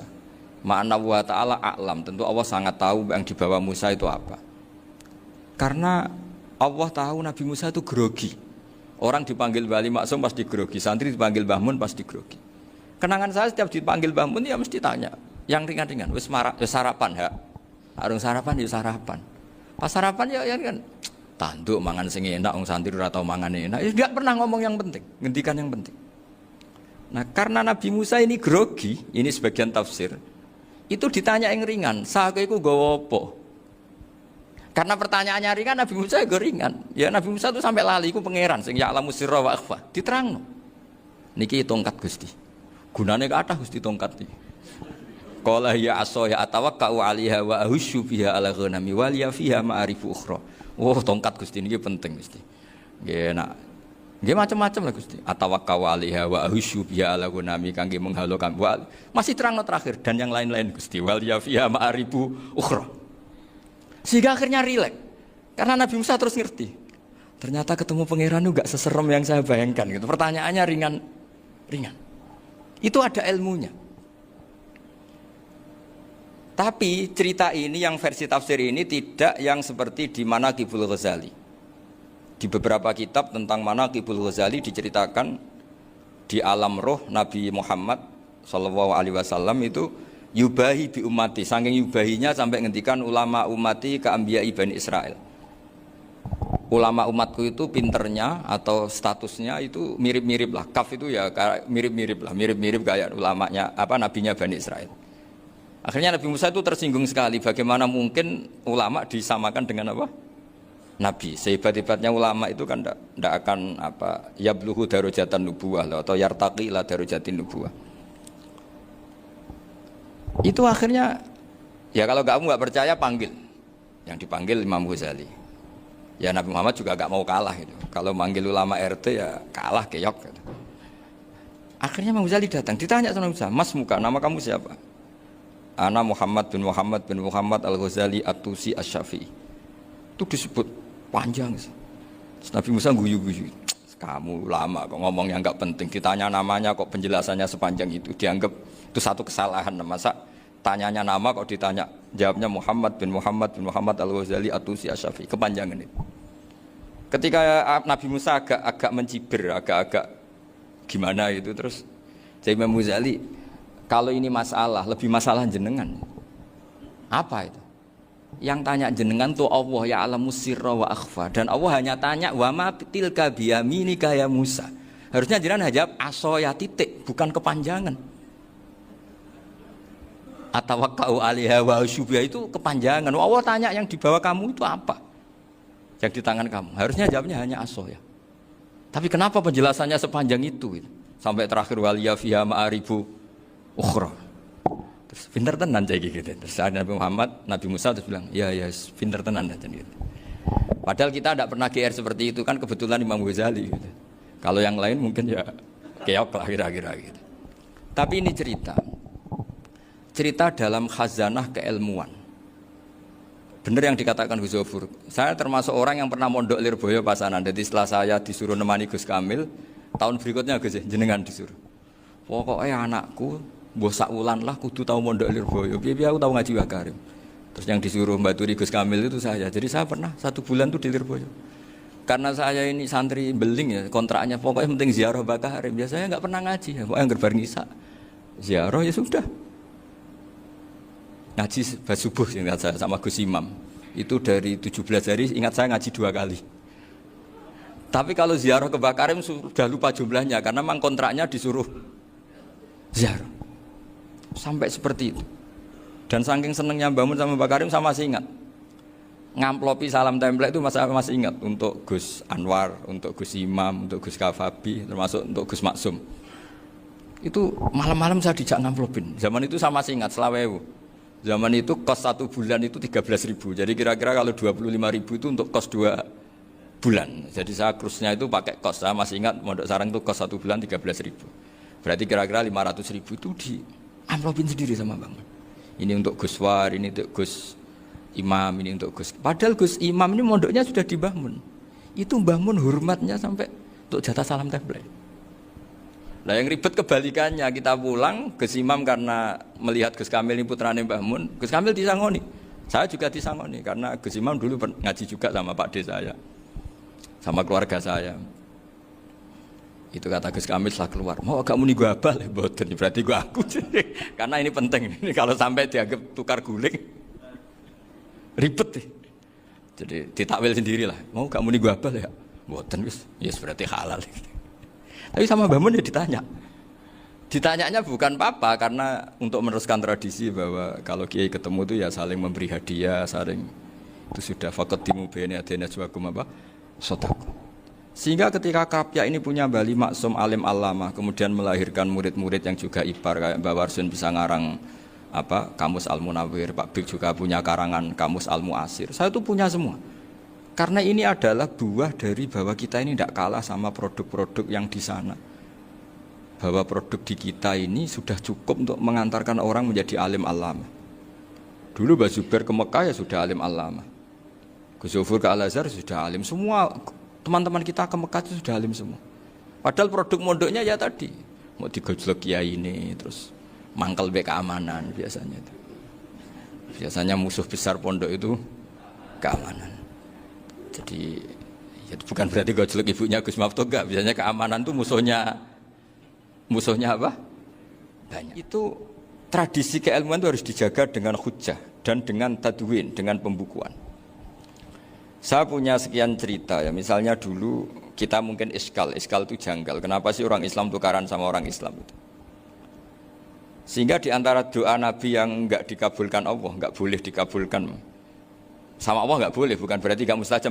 Redaksinya famana aniha, memang enggak boleh. Redaksinya bukan falam yastajib lahu tapi famana aniha. Di Al-Marrah As-Salisa ini Nabi dilarang, yaitu melarang umat Islam itu jangan sampai tukaran sama umat Islam sendiri. Itu kata Allah, ya enggak bisa kata Allah kalau itu enggak saya kabulkan. Itu dulu guru-guru kita nyontohkan sederhana. Kira-kira kalau saya tukaran wek Gus Zofuru, Mbah Mun luwih ikhlas timbang ditukari wong liya. Nek ana kakak ditabuk adik, wong tua luwih ikhlas timbang ditabuk tangga. Barokahnya membaca kita lebih mentoleransi. Kalau ada Mbah Hasyim dikritik Mbah Fakih Mas Kumambang, kita ikhlas itu. Tidak dikritik guru PAUD itu kan. Atau dikritik orang-orang yang enggak bisa ngaji. Artinya ternyata keliru kita bilang kiai kok tukaran, justru bagus kiai tukaran dibanding kiai dikritik guru PAUD atau dikritik orang-orang yang nggak bisa baca kitab. Akhirnya barokahnya baca kita menjadi tahu. Dulu Mbah Mun sering cerita, ini masih cerita silsilah ya. Jadi Mbah Ali Maksum tadi kita tahu di antara guru besarnya Mbah Ali Maksum tentu Mbah Mahfud Termas. Beliau adalah adik dari Kiai Mahfud Termas. Mbah Dimyati ini adik Kiai Mahfud Termas. Itu punya saudara namanya Abdul Razak, juga punya saudara namanya Dahlan, itu yang membawa Thariqah Syadiliyah di Solo Raya, yang sekarang alhamdulillah diteruskan Gus Wafi. Dulu di antara pesannya Mbah Mun ke saya, hak Wafi kandani kon ziarah ning Mbah Dimyati. Mergo Thariqah Syadiliyah dulu itu yang bawa keluarganya Mbah Dimyati. Jadi semuanya ini masih dzurriyyatan ba'duha min ba'd. Nah pesan saya karena tadi Mbah Munawwir yang termasuk orang pertama yang bawa Quran, bawa qiraah Sabah. Kenapa saya bilang termasuk? Karena kalau bilang paling pertama ini nanti butuh data. Dan itu agak kerepotan. Tapi yang jelas mimman istahara lah. Mimman istahara yang membawa Sab'ah ke sini itu adalah Mbah Munawwir. Terus beliau ngajarkan diantaranya ke Mbak Arwani pakai kitab Satibi, pakai kitab Nazmus Satibi. Terus Nazmu Syatibi itu diteruskan oleh Mbak Arwani, ditulis. Yang nulis dulu Mbak Dola Salam. Bapak saya itu murid Mbak Dola. Dulu Mbak Dola sebelum ke Mbak Arwani ngaji sama Ki Said di Sampang. Bapak saya sebelum ngaji di Mbak Dola sudah hafal Quran lewat buyut saya sendiri namanya Ki Zubaidi. Yang Ki Zubaidi akhirnya jadi menantunya Mbak Ahmad Su'eb. Jadi buyut saya kandung ini namanya Sofia, itu angsal keluarga Lasem, yang adiknya Sofia ini punya adik Badiah yang jadi ibunya Ki Sahal. Terus Ki Sahal punya Mbak Yu namanya Muzayanah, punya di Garwo Ki Mansur punya anak Gus Koyum. Jadi dulu ibu saya, ibunya Gus Sofur, ibunya Pak Maftu itu semuanya di Lasem. Karena saya dari keluarga Gen ya Lasem, dari keluarga sanad guru ya Lasem. Tapi Lasem Bahdowi itu dulu ngajinya di Mbah Umar Harun di Sarang. Mbah Umar Harun ini menangi Sayyid Ahmad Zaini Dahlan. Sayyid Zaini Ahmad Zaini Dahlan ini punya cucu keempat yang hidup di Sedan. Terus makamnya di Lasem, namanya Habib Haidar. Itu yang nulis biografinya Mbah Maksum. Mbah Maksum bukan Bali, biografinya Mbah Maksum. Itu ditulis oleh Habib Haidar, namanya Haidar bin Hasan bin Sodaqoh bin Ahmad Zaini Dahlan. Nah, Habib Haidar ini menantunya Sayyid Hamzah Sato. Hamzah Sato itu Hamzah bin Abdullah bin Umar. Itu kakaknya Sayyid Abi Bakar Sato, Sohibul I'anah. Nah, Sayyid Umar ini yang dulu ngajari mbahnya Mbah Mun namanya Ahmad bin Su'eb. Nah, di antara ajarannya adalah baca kitab-kitab kecil yang bisa dihafal. Dibawalah ke sarang jadi metode muhafadzah. Tapi kemudian lama-lama oleh pondok itu jadi syarat kenaikan kelas. Dulu nggak ada muhafadzah untuk kenaikan kelas ya, supaya orang alim itu harus hafal. Lama-lama dipakai syarat untuk muhafadzah. Jadi semua ini sanad harus kita ingat supaya kita bisa menjaga tradisi. Termasuk tradisi ini kiai seneng jagungan, terus ngomong ra penting. Itu juga sanad. Setahu saya Mbah Mun itu kalau ketemu bapak ya guyon terus. Saya punya kenangan tuh yang dulu agak iskal tuh begini. Ada isu lah, entah isu entah hoax entah apa, ada kaji itu agak beling itu, pokoknya beling lah gitu. Seneng siapa itu, rondo lah apa. Pokoknya beling gitu. Ketika Mbah Mun dilaporin tamu kalau kaji itu beling sama rondo itu. Mbah Mun tanyanya lucu. Lho ayu no cung. Wahyu banget, Mbah. Wahyu. Itu bapak juga bakas ayu nih. Dulu saya sekali ini kiai kok bakas wong ayu, bakas budine barang lah kira-kira gitu. Tapi setelah saya tambah alim, tambah ngerti itu, kata bapak gini, ya apik bakas ayu hak timbang iya no malah kozaf. Ternyata seni. Sekali Mbah Mun atau bapak bilang, waji kok zino kaji, maka larinya ke kozaf. Maka menghindari bahasa menuduh, ngomong yang nggak penting. Loh ayu no. Jadi kiai dulu tuh orang sok suci tapi menghindari hal-hal yang jadi punya seni untuk ngelola kehidupan. Orang bermalam-malam jagungan sama teman asik itu kan perlawanan terhadap nafsu kita, syahwat kita untuk mungkin nikmati dugem di bar atau di tempat-tempat maksiat. Itu setan di Indonesia tuh kakuati sama Ki Jawa. Orang supaya tidak tertarik maksiat itu Ki Jawa cukup ketemu kancane masak terong guyon, gejol-gejolokan zaman mondok, suwengi lulus sangka maksiat. Bar wis tutup. Perlawanannya sederhana, nggak pakai tahajud, nggak pakai wiridan, karena Ki Jawa juga koyoknya rapati potongan ahli ibadah gitu, jagungan gitu. Jadi setahu saya itu pernah lihat Bali itu sekali ketika beliau ngisi ceramah di Mbah Hamid Bedowi, saya masih kecil diajak bapak. Dulu kalau bapak ngelihat Bali sama Mbah Hamid itu mesti nangis, karena dua orang alim bertemu. Yang akhirnya ya bisanan itu Mbah Hamid punya anak Gus Nasih, di sini ada Mbah Nafisa, terus jadi Mbak Salih Hindun itu. Jadi dulu tuh ya guyon terus ketika ketemu. Itu yang sering bodoni Mbah Hamid itu ya Ki Bisri. Ki Bisri itu kalau datang ke Ki Hamid Pasuruan, nak wali tenan aku teko ditatakno mangan. Jadi ukurannya ya. Ternyata sampai sana dikei mangan tenan. Masih belum mengakui, kan nak wali tenan aku iki kiai rung di mobil, dongakno aku di mobil. Sudah kalah satu seri itu masih gak terima. Lalu itu Mbah Hamid akhirnya berdoa, ayo monggo, mugi-mugi Ki Bisri gak ada mobil. Itu setelah didoain masih tanya, mereknya apa merek? Jadi itu Mbah Hamid jawab, ya paling Holden itu, paling Holden. Itu nyari mobil itu ya adalah dapatnya Holden. Suatu saat Mbah Bisri diundang Mbah Hamid gak dikasih bisaroh, karena utangnya sudah banyak Mbah Hamid, Mbah Bisri ini utang doa tadi. Itu ya gak dikasih besar ya gak mau kesang apa-apa kelambimu kayak aku. Didol sama muhibbinya Mbah Hamid itu harganya melebihi jatah bisaroh.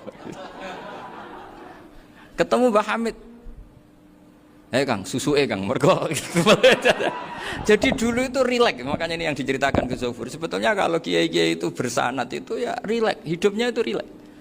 Karena rileks ini perlawanan terhadap kemungkaran. Saya dulu musyawarah sering sama Gus Zofur usul fikih. Itu jelas di antara yang ditulis Lubil Usul itu. Ya kita tahu tadi misalnya sanad usul fikih, Mbah Ber itu sangat al-usuli Kiai Zubair Dahlan, abahnya Mbah Mun. Punya murid di antaranya Kiai Sahal. Kiai Sahal punya karangan Thariqatul Husul fi Syarhi Lubil Usul. Itu Thariqatul Husul itu beliau ngendikan dalam mukaddimah bahwa saya bisa mensara ini berdasar ngaji maknani sama Mbah Zubair. Terus beliau mengutip sarah itu dari kitab Nailul Ma'mul. Beliau ngendikan binus khotin khotiyah ghairi matbu'ah. Dan itu ditemukan di Kiai Mansur di Lasem. Karena Kiai Mansur iparnya Mbah Sahal. Mansur bin Khalil itu diantara katibnya Syekh Mahfud. Jadi semuanya ini sambung. Mbah Ber saking ahli usul fikihnya, kalau ngajar usul fikih itu kalau guyon takriran saya ini lebih memahamkan ketimbang sarah. Ya sudah, terus Mbah Zubair Kiai Fakih, terus Syekh Mahfud. Di sini Syekh Mahfud termasuk orang yang dekat Mbah Munawir sampai putrane Mbah Mahfud namanya Gus Muhammad dibawa Mbah Munawir, kemudian mondok di Termas diantaranya, terus dinikah jadi menantunya kalau nggak salah Haji Taslim di Betengan, kemudian sekarang juriannya Mbah Mahfud di Betengan. Ini nggak boleh hilang secara seperti itu. Diantara di usul fikih diterangkan ketika diantara 5 hukum itu ada yang bernama mubah. Mubah itu boleh dilakukan, boleh ditinggalkan, dan kalau dilakukan ya tidak berpahala, tidak disiksa. Itu ada ulama yang protes. Protes gak bisa seperti itu. Itsma min mubahin ila wa tahaqqaqu bihi tarku haramimma. Fa'il zamu minas sukun tarkul qatli wa minas sukut tarkul qadaf. Tidak bisa, mubah itu tidak ada. Kalau kiai jagungan semalaman, itu Allah ngitungnya itu hada taroka dugem, wahada taroka delok dangdut, wahada taroka kadawakata. Oh, itu luar biasa. Dan kita ngikuti yang seperti itu saja. Gak usah tahajud, gak usah witir telulas, kaya ora kuat timbang gremeng. Sewengi jagungan, setan ngenteni kita tergoda maksiat, ternyata maksiatnya sampai tutup, kiainya masih apa? Jagungan. Jadi jagungan saja ada ilmunya bahwa itu perlawanan terhadap tarkul ma'asi. Sehingga bagaimana Anda katakan mubah ini mubah, toh gunanya adalah tarkul haram. Meskipun efek mubah juga bisa tarkul wajib, wae bojo blonjo turu. Karena wae ngrumat ibuke turu. Itu halal wajib. Jadi mubah itu resikonya ya bisa tarkul wajib, bisa tarkul haram. Sehingga kalau sanad ini terjaga secara baik, secara kultur, saya sering juga sakuan sama Gus Zofur itu mesti tak niati gitu. Jagungan wong alim iku ibadah dan menikmati ibadah adalah dabul auliya wa dabul ulama. Kata Imam Ghazali, pada akhirnya waqud buhadatin al istilzat bil mubahat. Kata Imam Ghazali, pada akhirnya qutbu hadatin, madaru hadatin, pokok dari agama ini adalah melawan kemaksiatan dengan kita menikmati al-istidzat bimubah. Kita menikmati sesuatu yang dibolehkan Allah Subhanahu wa taala. Dan seperti ini itu bisa qasmu dhuhri syaitan, bisa menghancurkan punggungnya setan. Karena kalau melawan setan dengan ibadah ini kadang kita capek selain isra potongan. Tapi nak kangkang ning komplek H gitu jagungan mbek kancane, ngenang melarate, mbok ngenang ora sekolah, ra munggah kenangan. Sing ra munggah diarani istiqomah. Gitu kan. Diarani tulus zaman, sing munggah dianggap kesusu. Saya ini punya pondok Quran, kalau ada yang hafal 3 tahun mesti digojolkan saya ini. Gak apik, kesusu. Kesusu itu mesti tidak barokah karena tergesa-gesa apa? Hatam. Sehingga yang enggak hatam-hatam itu kayak partai mayoritas. Ini yang partai tulis zaman katanya. Ahli sobri katanya. Akhirnya di pondok gara-gara itu mau guyon, tapi enggak ada stigmasi yang enggak naik. Di Pondok Sarang itu saya punya temen itu banyak yang sekelas dengan saya, sekelas sama Gus Kamil, akhirnya sekelas dengan Gus Zofur. Padahal saya ini kakak kelas. Saya temannya, Gus Kamil temannya Gus Zofur. Ini anak ini nggak pernah naik, itu nggak dinyek, nggak dicibir di pondok. Karena guyonan tadi, guyonan bahwa ini bagian dari bentuk apa? Istiqomah. Nanti yang goblok juga tenang. Karena kiainya cerita, kadang santri goblok ya barokah. Di sini pondok akeh santri ora tau sinau ning omah dadi kiai gede. Selalu kiainya tuh cerita seperti itu. Akhirnya sing goblok ya bangga dengan kegoblokannya. Iya, jadi kiai itu orang yang meskipun guyon ini barokahnya Masya Allah. Dan setahu saya kiai-kiai alim itu ya senengannya guyon karena tadi guyon itu luar biasa. Bapak saya itu kalau pesan sama saya itu enak ngaji wis guyon nice. Wong ning omah mikir utang, mikir wedi bojo macam-macam kok ngaji kok jak nangis pisan, nangis ping pindho gitu. Sudah jak guyon ae. Paling gak lali. Dan beliau punya dalil kul bi fadlillah bi rahmati fa bidzalika falyafrah. Jadi jangan sampai orang ini farah bil maksiat, jangan sampai orang itu. Dan ini yang saya kenang dari sekian cerita murid Bali, Mbah Ali Maksum ya senangane guyon. Gejol-gejolkan mbek santri guyon. Ini saya maklumatkan ke semua santri beliau bahwa ini bukan sekedar guyon, tapi al-istildad bil mubahat. Ini adalah perlawanan terhadap setan karena banyak orang bisa senang tuh kalau nunggu maksiat. Ini bisa senang dengan sesuatu yang tidak maksiat. Itu kayak apa hebatnya? Makanya Nabi itu kalau ketemu sahabat ya sering ngendikan yang ringan-ringan. Ya Umar ma'afalan duher jong mana piye ije. Kalau ketemu anak kecil ya. Nanti ketemu yang tua-tua yang sudah nggak bisa mikir, ya cerita-cerita saya mohon sekali murid-murid kerap ya, jangan hanya ngaji fikih. Kalau hanya ngaji fikih itu posisi Abu Hanifah itu seakan-akan nyun sewu orang yang sangat tidak ahli hadis. Karena beliau di situ kelihatan kalah sekali dengan Imam Syafi'i. Apalagi di perdebatannya Muhammad bin Hasan Asy-Syaibani dengan Imam Syafi'i itu kelihatan sekali betapa Abu Hanifah itu orang yang nyun sewu ditinggalkan dalam ilmu hadis. Sampai beliau hanya dapat gelar min ulama ahli ra'yi, termasuk ulama yang kuat logikanya. Juga harus baca kitab-kitab seperti ini. Ternyata di balik Imam Syafi'i mukhalif pada beliau di bab-bab fikih, perilakunya sangat hormat. Sampai beliau itu kalau tawassul ke kuburannya Abu Hanifah. Dan beliau ngendikan an-nasu fil fiqhi iyalun ala Abu Hanifah. Semua orang yang ahli fikih itu masih anak buahnya Abu Hanifah. Saya berkali-kali cerita, mazhab Syafi'i itu alatut tadhir hanya dua, yaitu alma wa turab. Abu Hanifah nambahi wanar. Alasannya Abu Hanifah orang mukmin yang dosanya banyak itu dibakar di neraka, dan alasannya Allah litadhirihim, untuk mensucikan mereka. Sehingga pikirannya Abu Hanifah an-nar itu min alatit tadhir. Apa yang terjadi ketika bata itu batu bata yang dibakar, di situ campur teletong, campur apa-apa, itu kalau sudah mazhab Abu Hanifah selesai, sudah suci, karena sudah ngelewatin pembakaran. Meskipun kita tidak akan kalau kehilangan air terus wudu dengan api, bisa punya semua itu. Tapi apapun itu menjadi solusi. Sehingga saya punya kitab namanya Ikhtilafu Malik, Ikhtilafu Malik wa Abu Hanifah atau Ikhtilafu Syafi'i ma Abu Hanifah. Itu kelihatan sekali kalau Abu Hanifah itu nyuruh posisinya kalah. Karena yang ngarang orang-orang Syafi'i. Tapi kalau melihat kitab-kitab kewalian, misalnya di kitab Mizan Kubro ini juga sering disebut kisah itu Mbah Ali Maksum tentang Imam Sa'roni. Berkali-kali beliau mengutip Mizan Kubro. Itu Abu Hanifah adalah orang yang sangat mukasyafah. Artinya ketika Nabi cerita air wudhu itu menjatuhkan dosa, tidak ada air wudhu yang jatuh ke kamu kecuali saat itu juga dosa kamu jatuh. Itu beliau datang ke Madharota Kufah. Kemudian beliau bilang sama si orang tua tadi, tub anizina. Orangnya terus bilang atubu minazina.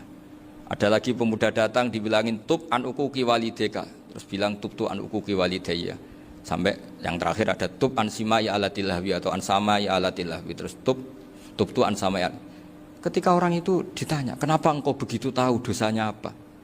Saya tahu air wudhu ini menjatuhkan apa. Jadi kira-kira kalau zina mungkin ya batang babi lah. Kalau hanya sekedar melihat bak-bak mungkin ya curut atau tikus lah kira-kira gitu. Nak dulu sediluk ya mungkin ya tikus cilik gitu. Nak dulu suwi ya tikus werok itu atau apalah. Pokoknya beliau itu tahu. Tapi anehnya Abu Hanifah apa? Setelah itu dia nangis minta mukasafahnya ditutup. Ya Allah, saya ini mukasafah kok malah menjadi tahu sawatil mukmin. Padahal aturan syariat jenengan man satara musliman satarahu, bahwa enggak baik melihat jeleknya orang mukmin. Minta ditutup. Makanya saya ini bangga ada mukasafah. Makom yang kita sampai sekarang itu makom setelah Abu Hanifah mukasafah. Jadi Abu Hanifah repot-repot mukasafah, minta makomnya ditutup tidak menjadi mukasafah. Dan alhamdulillah kita sudah tidak mukasafah sebelum minta ditutup. Jadi kita ini keren. Keren karena aturannya itu man satara musliman satara huwa, yang tidak tahu aibnya orang muslim maka Allah akan nutupi aibnya di akhirat. Dan kita alhamdulillah barokahnya ndak mukasafah, ndak ngerti aibnya orang mukmin. Jadi kita harus pakai patokan ilmu. Saya ulang lagi, kita harus pakai patokan. Makanya saya tahu betul ketika Kiai Hamid Pasuruan, beliau dulu ngaji Jamul Jame, ngaji Juman, Bali Maksum di sana sama Gus Habib, sama Gus Muhammad bin Mahfud. Termasuk mbah saya kandung dulu Kiai Sidik, mbah saya yang dari itu juga ngaji di Termas. Bapak saya dulu Kiai Nur Salim ngaji di Buyut Baiti. Dulu itu kawin juga sederhana, Kak, cerita Gus Sofur. Jadi bapak saya kandung itu Kiai Nur Salim itu ngaji di Mbah Baiti. Mbah Baiti itu adik kandungnya buyutnya saya dari ibu. Nah, Mbah Baiti itu teman akrabnya mbah saya namanya Kiai Nur Sam, Mbah Nur Sam. Singkat cerita terus Nur Kiai Jorabi narat Arabekno itu. Setelah bapak saya ke Badullah mau ditawarin jadi mantu, kata bapak saya kula pun dipek mantu Mbah Baiti. Akhirnya dapat ibu saya itu. Karena ibu saya itu cucu Mbah Baiti, cucu lambung, jadi mbahnya ibu saya itu Mbak Yunya Mbah Baiti. Namanya Mbak Sofia tadi yang dapat Mbak Idris itu, yang Mbak Idris ini bin Umar. Ya Umar Mbak Umar yang mbahnya Mbah Hamid, Hamid bin Abdul bin Umar, kalau bahasa itu Fatimah binti Idris bin Umar. Dulu kecilnya Mbah Idris namanya Abdul Khalik, kalau kecilnya Mbah Hamid namanya Abdul Mukti, kalau kecilnya Mbah Maksum namanya Muhammadun kalau nggak salah. Dulu itu orang dulu itu namanya dua-dua karena diganti ketika musim apa? Haji. Jadi ini terjaga. Sehingga tidak ada ceritanya kiai-kiai yang jagongan kemudian santrinya itu yang agak-agak khawarit. Kiai kok sungi-sungi jagongan, gak tahajud, gak duha, itu tidak ada seperti itu. Karena ini dianggap fi'lul mubahat untuk melawan mungkarat. Jadi sehingga di kitab Ihya diterangkan, kamu jangan ngira orang-orang soleh ketika jagongan itu min ahlil bitolah wa takasur. Itu orang-orang yang pemalas itu tidak. Tapi mereka bisa mengasyiki Allah. Bahwa dalam jagongan ketemu teman ya asik, gejul-gejulkan sama Pak Maftuh ya asik. Dan keasikan ini bentuk perlawanan terhadap keasikan harus dengan maksiat.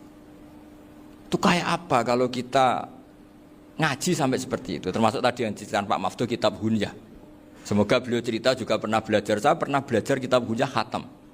Itu diantara yang diceritakan Syekh Abdul Qadir Al-Jilani tadi, kata beliau Al-Jilani dipakai Jim Al-Jilani.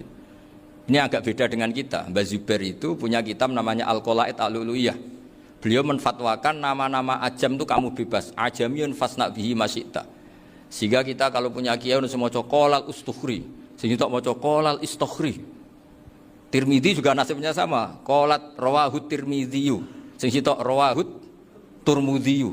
Yang satu rawahut Tarmidziyu. Ya karena kita keluarganya Tarmidzi apa enggak gitu. Makanya kata Mbah Mun sama masih ingat. Kata cerita Gus Zofur tadi, adabnya Gus Zofur itu cerita tentang keluarga ibunya. Padahal keluarga ibunya juga orang-orang soleh yang luar biasa. Itu kata Mbah Mun, kowe roh jenenge Imam Bukhari tahu ya. Jenenge sapa? Saya nyebut Muhammad bin Ismail bin Ibrahim bin Mughirah bin Bardasbah. Lah iya Bardasbah mbok waca Bardisbah yo. Lah cara kene mbok Parmin mbok Parlan. Jadi Bardisbah mbok Bardasbah iku cara kene yo Parmin mbok. Iku rak Mbah Fadl Senori, dadi kabeh diwaca Arab. Jenenge Mbah Umar Harun. Dhisik yo wong sarang, Mbah Harun, Mbah Kirun yo ora roh, dhisik yo wong kuno. Jadi kalau versi Mbah Fadl, termasuk yang pertama bikin nasab Mbah Maksum itu tulisannya Mbah Fadl yang dikutip Habib Haidar tadi. Ya saya seperti Gus Zofur juga mencari-cari hubungan ulama-ulama di Jawa. Itu Mbah Mun itu kalau bicara ya mbahku orang sing jenenge Kiai Serut. Kalau ditulisannya Mbah Fadl itu Syaraf. Jadi Mbah Fadl itu fanatik orang-orang alim itu ditulis Arab. Kalau Mbah Mun itu Jawa. Dulu itu ada wali seto di daerah saya. Dulu orang ya janggal, ternyata ada sato itu kesamaan di Arabnya itu.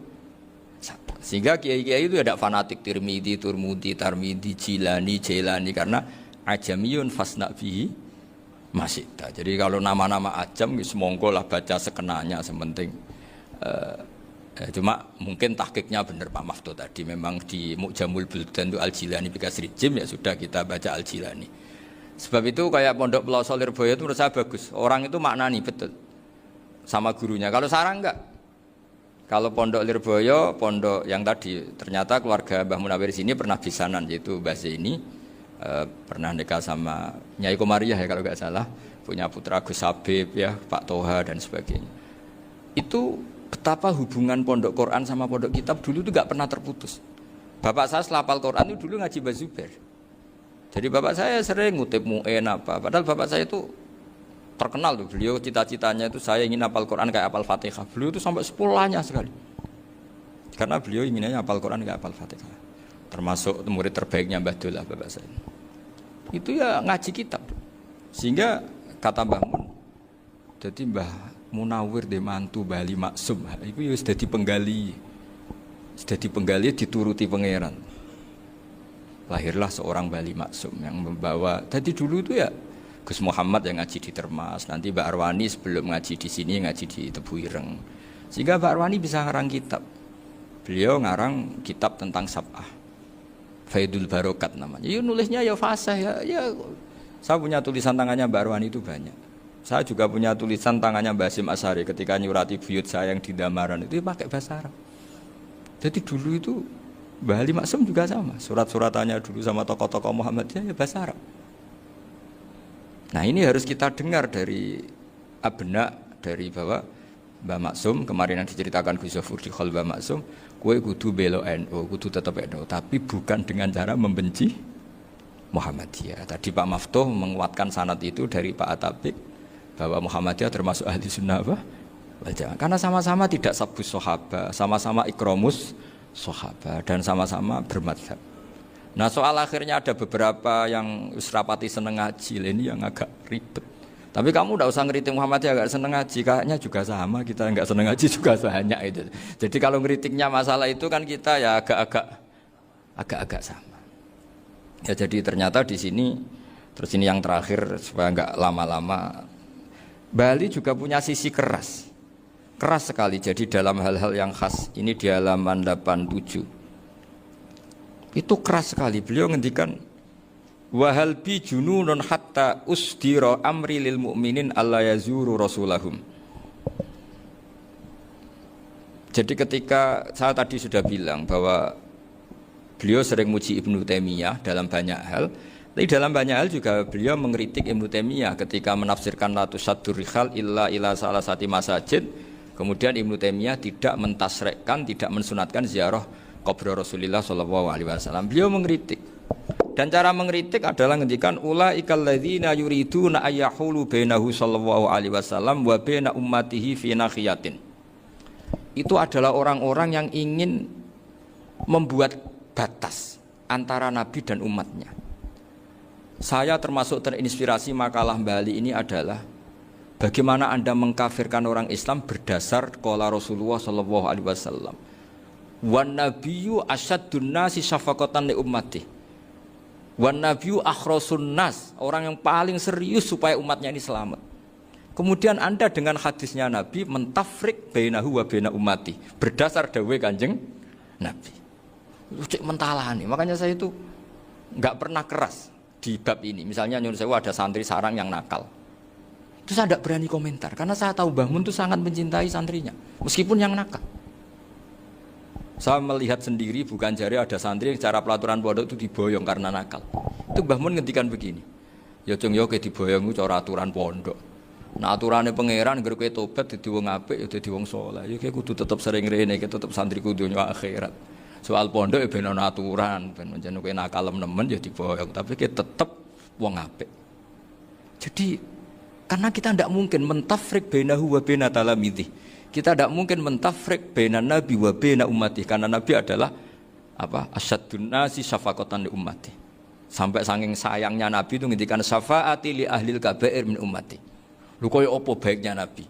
Ora melok nakal, ora melok maksiat, tapi melok nanggung swargane. Iku waktu gali sampean wis kowe utang gak apa-apa, bangkrut gak apa-apa, sing nyaur bapak. Gua sampean ngono top tenan. Anake yo ngawur tenan maksudnya itu, tapi top tenan. Lah nabi ku umate sing dosa iku umate, nabi sing nyuwun sewu cara Jawane sing kangelan nyafaati. Karena nabi gak boleh dipisahkan dengan umatnya. Makanya kata Bali Maksum ulaikal ladzina yuriduna ayyahulu bainan nabi wa baina ummati. Itu mereka adalah orang yang ingin memisahkan nabi dengan umatnya. Masa kita ngafirkan umatnya Nabi berdasar dawuh Nabi? Itu kan sama, saya benci santri Anwar berdasar dawuh Mbah Mun, padahal orang tahu semua begitu sayangnya Mbah Mun terhadap santrinya. Sama juga kamu benci santrinya Bali Maksum berdasar dawuh Bali, padahal beliau sangat mencintai santrinya. Nah, kultur-kultur seperti ini tidak boleh hilang. Kita punya sanad, punya guru, punya keluarga yang sama. Jadi mbah-mbah saya itu orang Tuban, dekat sama posisi Ibrahim Asmoro Konti tadi yang diceritakan. Jadi di kampung saya, kampungnya bapak saya itu ada makomnya Siti Syariah, itu mbak kandungnya Sunan Bonang. Dan bapak dulu sering ngajarin ziarah saya ke Mbak Asyari. Mbak Asyari itu bin Jumadil Kubro, berarti Mbak Asyari itu saudaranya Mbak Ibrahim Asmoro Konti, gurunya Sunan Bonang. Jadi Sunan Bonang ke Tuban tuh karena disuruh ngaji sama Mbak Asyari, Mudin Asyari itu yang di Bejagung itu.